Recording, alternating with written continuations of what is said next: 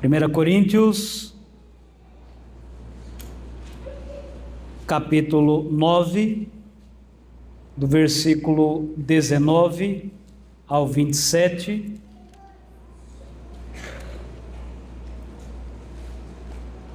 Nos diz a palavra do Senhor: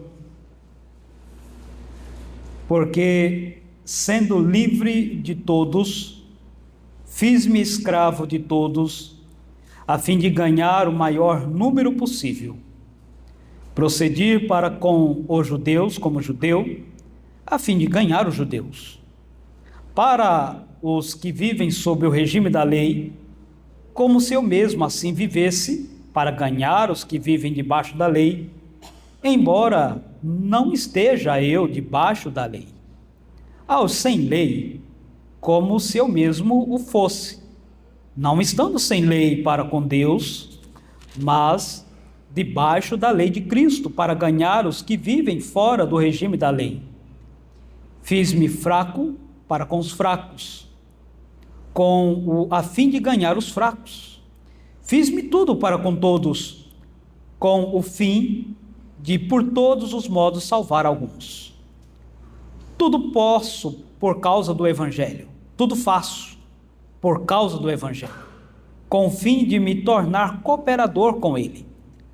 Não sabeis vós que os que correm no estádio, todos na verdade correm, mas só um leva o prêmio? Correi de tal maneira que o alcanceis. Todo atleta em tudo se domina, aqueles para alcançar uma coroa corruptível, nós, porém, a incorruptível. Assim corro também eu, não sem meta. Assim luto, não como desferindo golpes no ar, mas esmurro o meu corpo e o reduzo à escravidão, para que, tendo pregado a outros, não venha eu mesmo a ser desqualificado. Oremos mais uma vez. Lida a tua palavra, Deus, e sabedores de que por meio dela o Senhor se revela a nós, sabedores de que nós precisamos dela para a orientação da nossa vida e a direção do Senhor sobre a nossa vida. Então nos submetemos a Ti, rogando a iluminação do Espírito Santo, para que possamos entender o Teu querer sobre nós. Nos abençoe, ó Deus, nesse momento de meditação na Tua palavra, em nome de Jesus. Amém. Pois bem, irmãos, nós estamos aqui dando continuidade ao sermão que iniciou com o pastor Diego no último domingo, que falou do versículo 1 até o versículo 18, mas o assunto continua, e o assunto está relacionado com um chamado importante para que os cristãos entendam o ministério, a nova vida, aquilo que Cristo fez em prol de cada vida que foi alcançada por Cristo Jesus. O apóstolo Paulo, ele tem por objetivo, aqui na continuidade desta mensagem, na verdade o objetivo é em toda a carta, direcionar a igreja para que verdadeiramente ela viva o Evangelho de Cristo Jesus. O apóstolo Paulo tem essa preocupação porque ele tem conhecimento de uma igreja que recebeu o Evangelho de Cristo, uma igreja que se dizia cristã, seguidora de Cristo, uma igreja em que alguns membros batiam no peito dizendo: nós temos convicção da nossa fé em Cristo, uma convicção desvirtuada ou desconexada do verdadeiro evangelho, porque era uma convicção que estava tornando alguns membros orgulhosos, assunto que foi tratado no capítulo 8, ao invés de servos. uma mentalidade, uma compreensão de que todos que faziam parte da igreja tinham a missão de servirem ao propósito do Senhor. O capítulo 9, ele está intimamente ligado ao capítulo 8. Se no capítulo 8 o apóstolo Paulo fala daquele problema de que alguns membros da igreja estavam comendo carnes sacrificadas a ídolos, mas dizendo: isso não atrapalha a nossa fé, porque nós não cremos que existam outros deuses além de Deus. O problema é que estavam certos em um ponto, mas o efeito desse pensamento estava sendo nocivo para a unidade da igreja, porque o apóstolo Paulo vai dizer que esses membros que estavam dizendo: nós temos esta liberdade de participarmos do templo ou de outros locais e comermos estas comidas, sem que isso nos coloque em atrito com Deus, em atrito com Cristo. O apóstolo Paulo diz: vocês estão errados, porque vocês estão desconsiderando um problema muito sério, uma questão muito importante. Há dentro da igreja irmãos cuja fé ainda está frágil, irmãos que ainda não se desvincularam totalmente da prática pagã, e para esses irmãos verem vocês mais maduros comendo carne sacrificada a ídolos, eles entendem, eles compreendem que eles podem. Lá no capítulo 10, o apóstolo Paulo vai trazer alguns esclarecimentos a mais em relação a isso, mas no capítulo 8, a questão que o apóstolo Paulo aborda é como a prática dos que se diziam mais maduros na fé, usando da liberdade, da livre escolha, ou uma visão errada de estar livre em Cristo Jesus, como isso estava prejudicando o progresso espiritual, o amadurecimento espiritual de outros irmãos.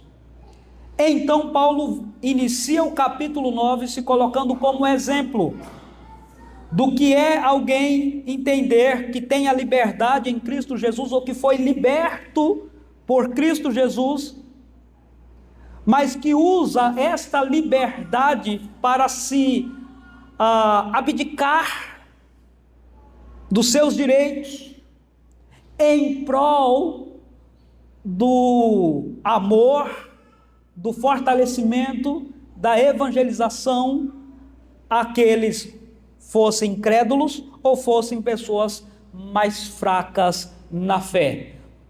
Paulo, na primeira parte do texto, que foi o sermão de domingo passado, ele mostra como, embora tendo direitos, ele abre mão desse direito para não causar obstáculo para o principal propósito que ele vai desenvolver a partir do versículo 19.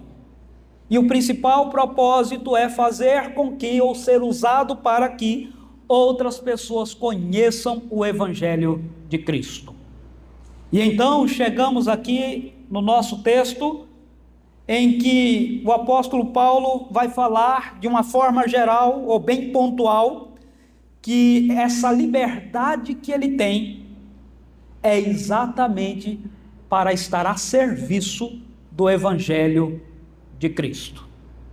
Eu sou livre, em Cristo Jesus eu sou livre, fui liberto, sou nova criatura.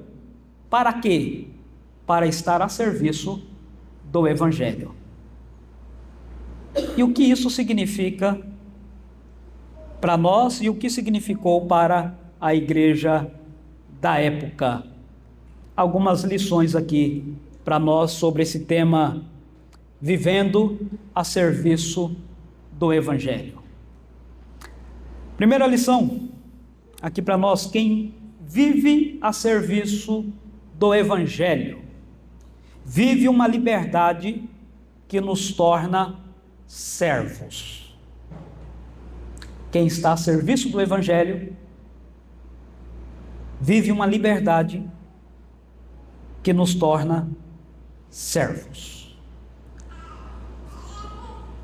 Isso porque viver o Evangelho, dentro do argumento de Paulo, é viver Cristo. Não está desvinculado o Evangelho de Cristo Jesus. Então, como é que ele mostra isso aqui para nós?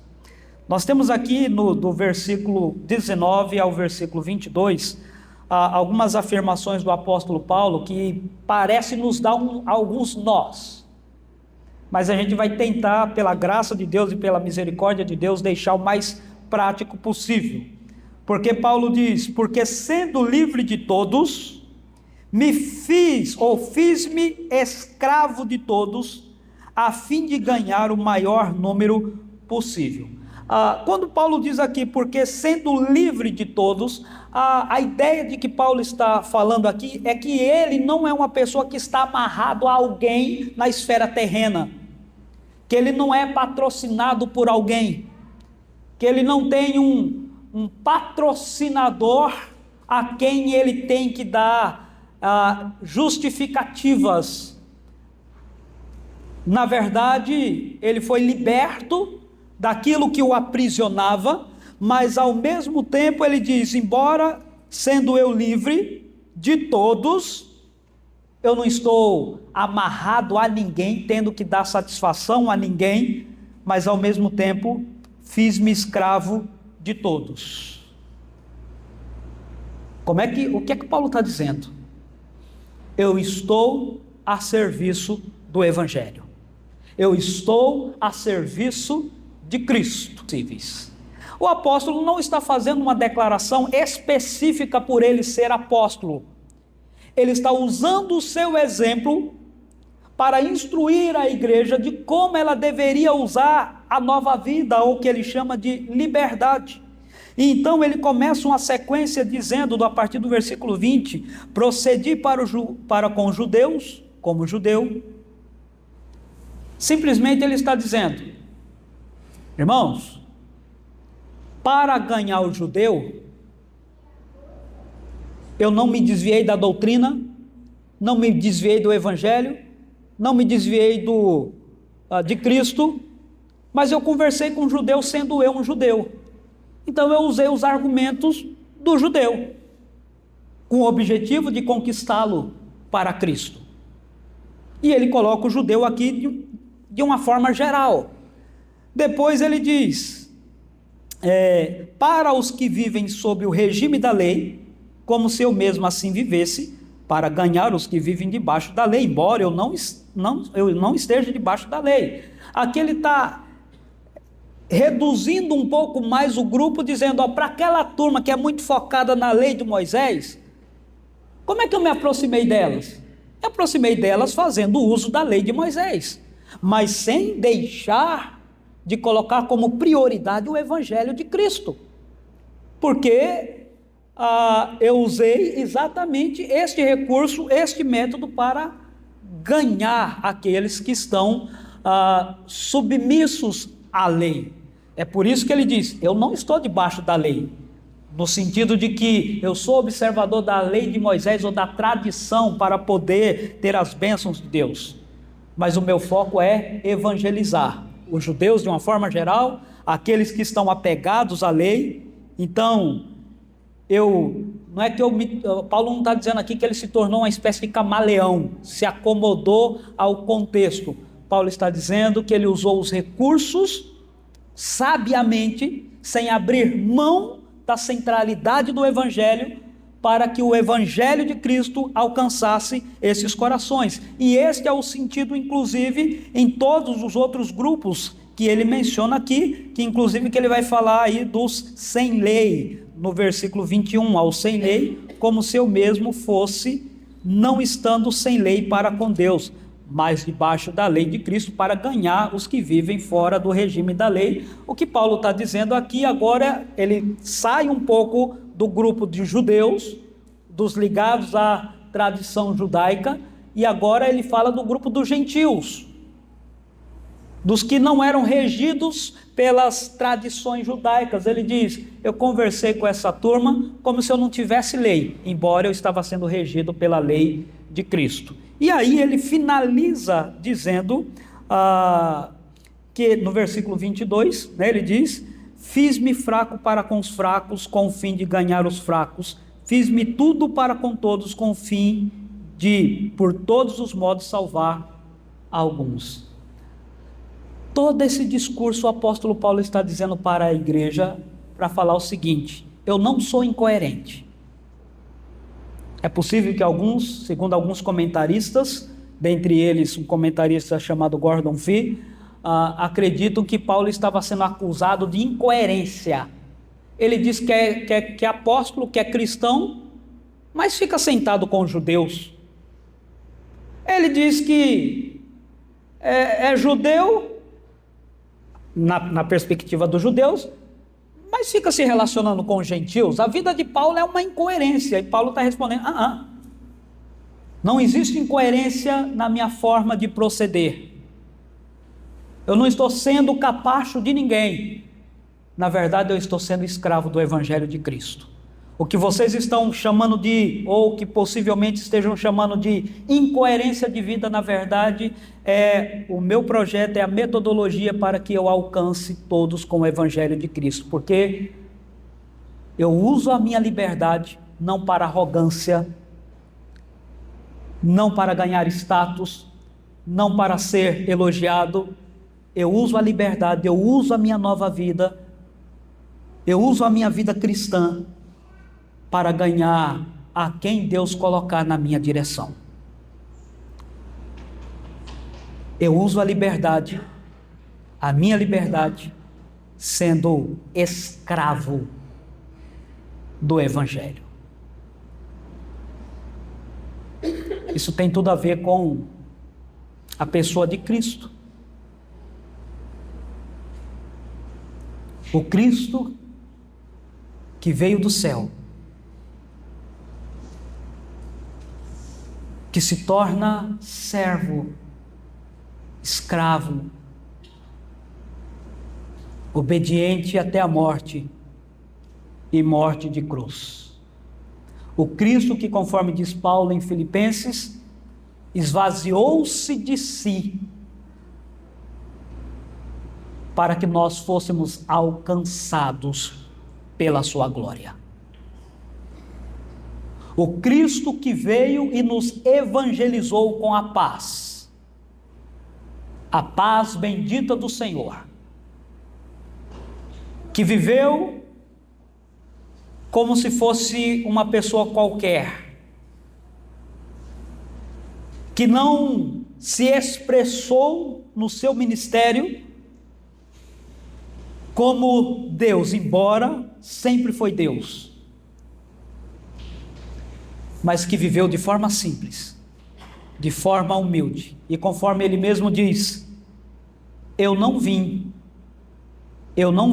para ser servido, mas para servir, dando a minha vida a favor de muitos. Paulo está seguindo aqui o exemplo de Cristo Jesus. Isso nos faz entender, irmãos, antes de irmos para o próximo ponto, a importância de nós olharmos para a nossa vida e dizermos ou respondermos o seguinte: eu sou livre, eu não estou mais preso ao pecado. Recebi a minha liberdade em Cristo Jesus. Mas o que é que eu estou fazendo com ela? Eu sou livre, mas eu sou escravo do Evangelho? Eu sou servo do Evangelho? Eu vivo a liberdade para, de todas as formas, a quem aparecer, a quem Deus colocar na minha frente, eu uso esta liberdade para anunciar a Cristo, já que eu estou a serviço de Cristo. A igreja, ou alguns membros da igreja de Corinto, diziam o seguinte: não, nós temos conhecimento, nós temos liberdade, nós somos livres, mas para vivermos a nossa vida. Se sobrar tempo, nós falamos alguma coisa do Evangelho. Eram livres, mas não eram escravos do Evangelho. Por isso não estavam a serviço do Evangelho. E como não estavam a serviço do Evangelho, todos esses problemas que nós já estudamos até aqui estavam entrando dentro da igreja e corrompendo a vida da igreja, inclusive a vida espiritual, a vida de comunhão, a vida relacional da igreja. Porque alguns membros entenderam que ser livre era viver a vida da forma que eles quisessem. Paulo diz: eu também sou livre, mas eu uso essa liberdade a serviço do Evangelho. Segunda coisa, quem é servo do Evangelho vive uma vida que não erra o alvo.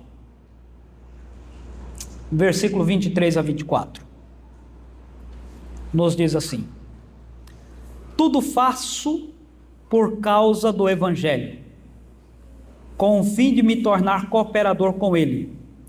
Não sabeis vós que os que correm no estádio, todos na verdade correm, mas um só leva ao prêmio? Correi de tal maneira que o alcanceis. O que Paulo está falando aqui agora? Ele pega um exemplo prático para ilustrar o que ele está falando. E agora o exemplo prático é: a cidade de Corinto, vocês sabem, diz Paulo, que aqui na cidade de Corinto tem um período esportivo, um período importante, chamado Jogos Istmicos. Nesses jogos existiam os atletas que se preparavam durante meses para entrar na maratona e ser o vencedor. Eles tinham algo muito bem definido. E o que estava definido era: nós temos um alvo, cada atleta nós temos um alvo, e o nosso alvo é ser vencedor.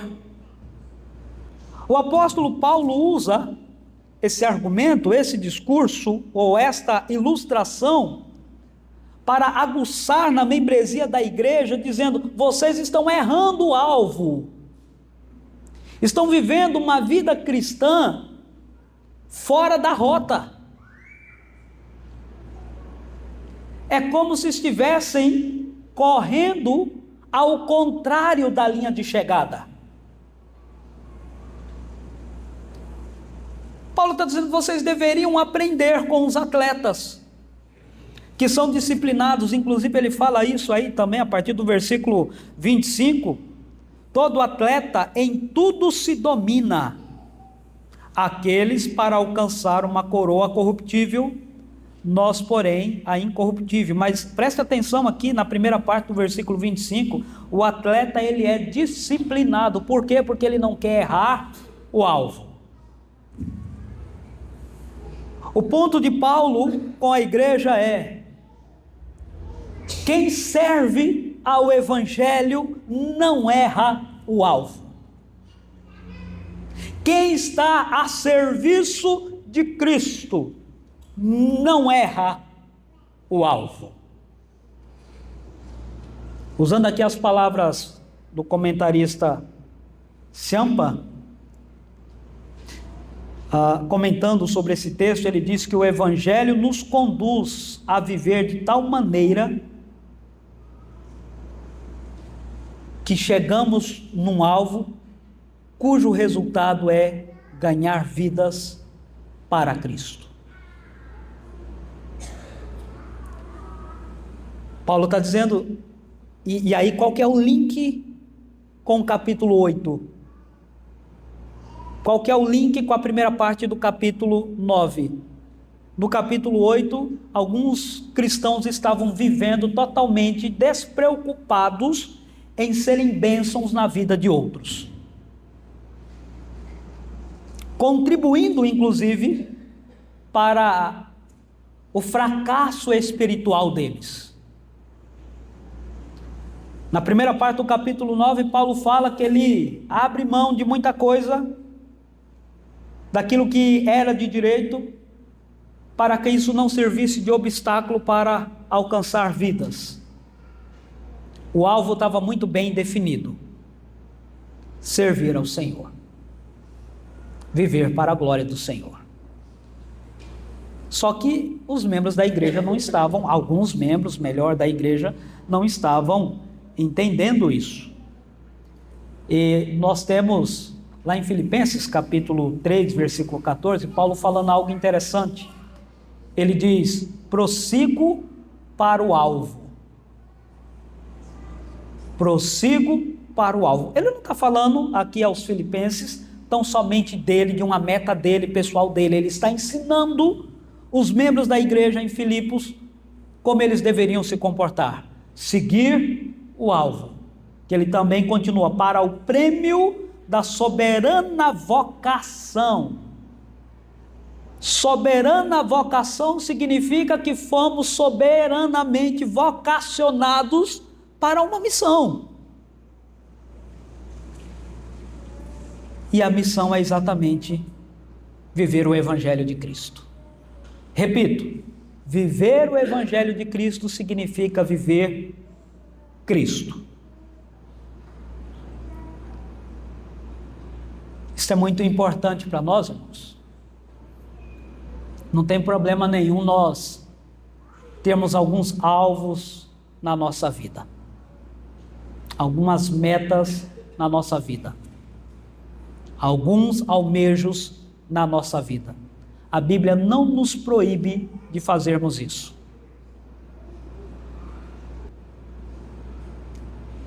Não tem problema nós termos os nossos alvos. Mas nós não podemos nos esquecermos que temos um principal. O nosso alvo principal é estarmos a serviço do Evangelho. É estarmos a serviço de Cristo Jesus. Se a gente foca demais, se esmeira demais em outras metas de vida, se prepara demais para outras metas de vida, mas não nos preparamos para a principal meta de vida, sermos disciplinados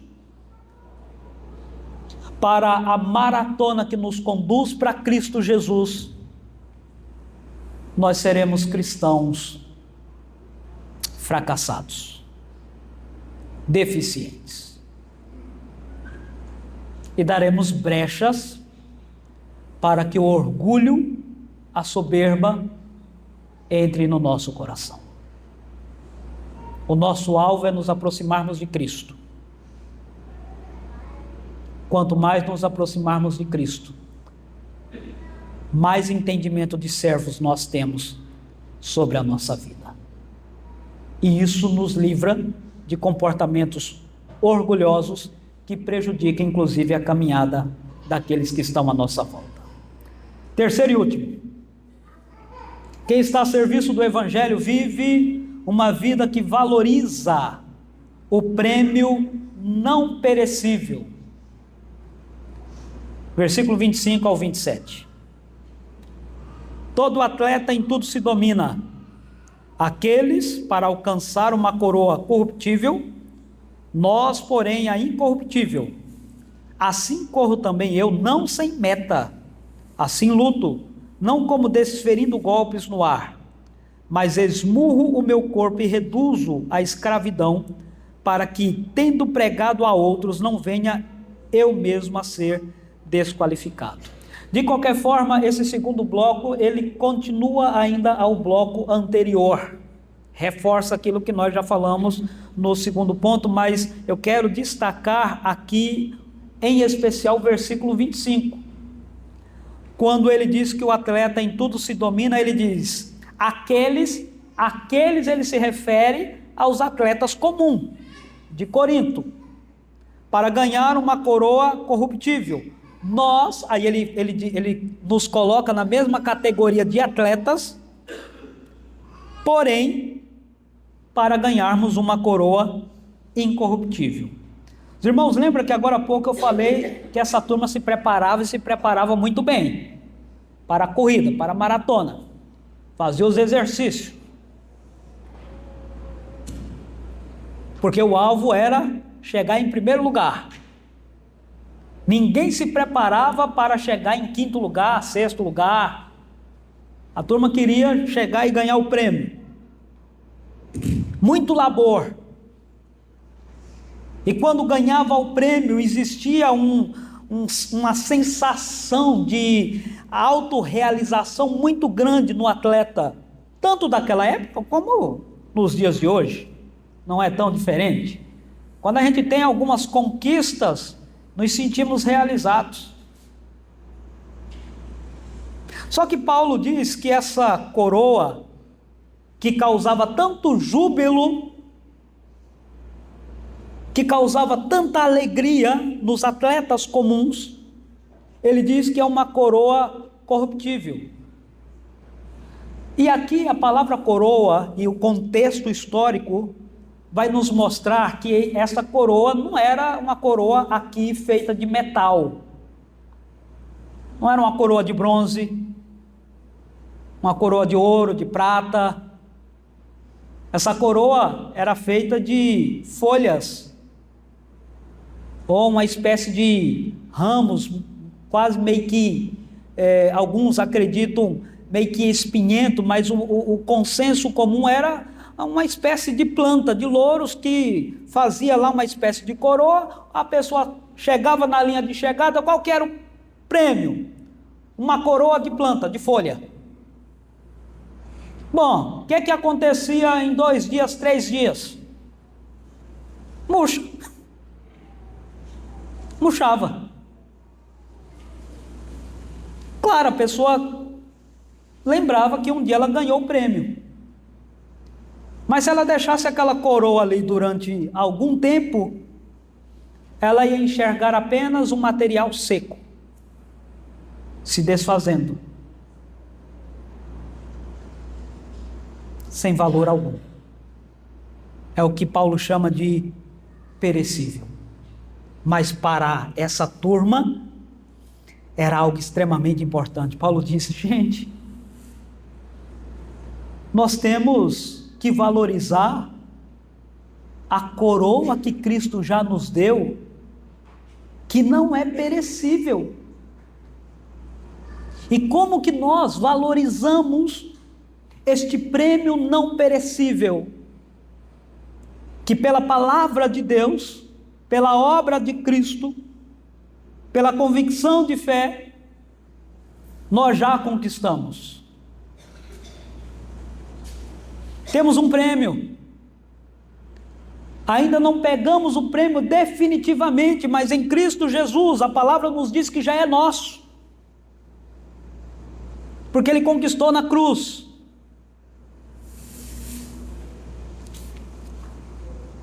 A Bíblia vai falar que é a coroa da justiça, a coroa dos vencedores, o prêmio daqueles que estão nessa maratona e que na força de Cristo, no agir de Cristo, são vitoriosos. E nós então poderíamos dizer: nossa, que bênção! É bom demais saber que eu já tenho um prêmio conquistado por Cristo Jesus. Tá, isso é importante, mas o que Paulo está colocando é como nós vamos valorizar isso. E a resposta é simples: servindo ao Evangelho, sendo servos de Cristo. É a forma de nós nos sentimos privilegiados pela obra que Cristo já fez. Isso aqui tem uma implicação importante para nós. Se nós nos consideramos cristãos, filhos de Deus, amados por Deus, herdeiros dos céus, que já recebemos em Cristo Jesus a herança, Se nós temos esse conhecimento todo, mas nós não somos servos de Cristo, servos do Evangelho, vivendo para que vidas sejam conquistadas para Cristo Jesus, então nós estamos desvalorizando o prêmio incorruptível. Era exatamente isso que a igreja de Corinto estava fazendo. Batendo no peito, dizendo: nós somos salvos. Mas esta salvação não era vivida plenamente no dia a dia. Somos salvos, mas não nos importamos com mais ninguém. Somos salvos, mas não nos submetemos adequadamente, corretamente a Cristo e ao seu Evangelho.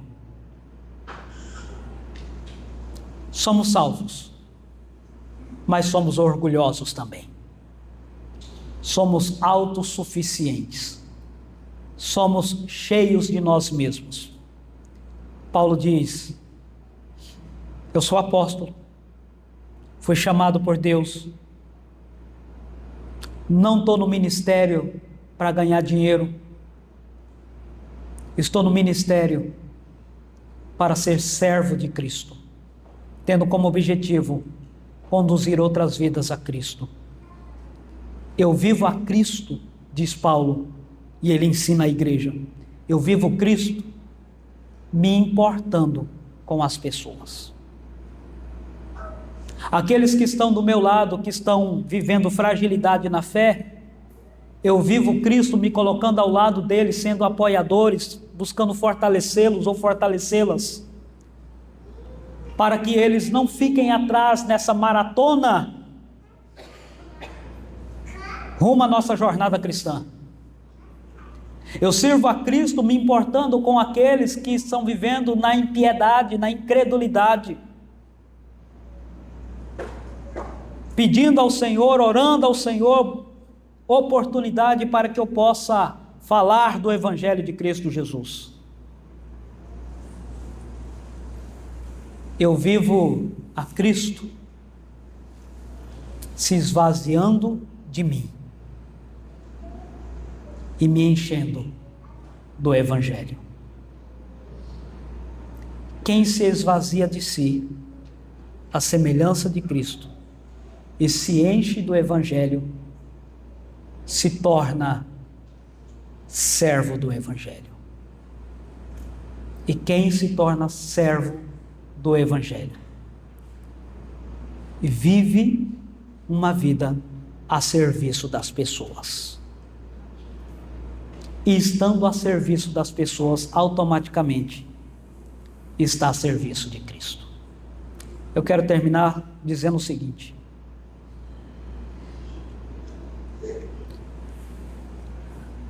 como cristão, o que eu faço tem beneficiado alguém? Como cristão, como eu vivo, tem despertado interesse em outros?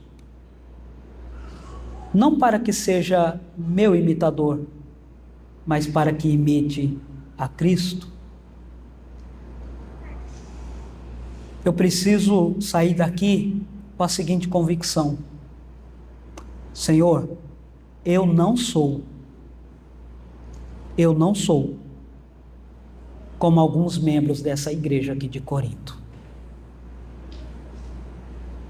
que tinham conhecimento do Evangelho, que tinham conhecimento de Deus, mas que não usavam esse conhecimento para serem servos. Nós precisamos sair daqui dizendo: Senhor, eu não sou esse tipo de cristão. E se eu estiver sendo, que o Senhor tenha misericórdia de mim e me ajude, Senhor, me ajude Me ajude a ser servo do Evangelho. Me ajude a me moldar o Evangelho. Me ajude a ser praticante do Evangelho. Para que, ao invés de eu ser considerado como um crente orgulhoso, cheio de si, cheio de autossuficiência, eu seja reconhecido por um crente que é bênção na vida das pessoas. Observe que até aqui o contraste é, capítulo 8, uma membresia que não se importava em ser bênção na vida das pessoas. Capítulo 9, o apóstolo Paulo diz: eu me importo em ser bênção na vida das pessoas, porque eu fui chamado para isso. E eu não quero ser desqualificado. Eu não quero falhar e não posso falhar nessa missão. Exatamente porque eu não posso falhar com aquele que veio do céu, morreu numa cruz, ressuscitou, está à direita de Deus Pai e intercede por mim até hoje. Eu não posso falhar com Ele, porque Ele nunca falhou comigo.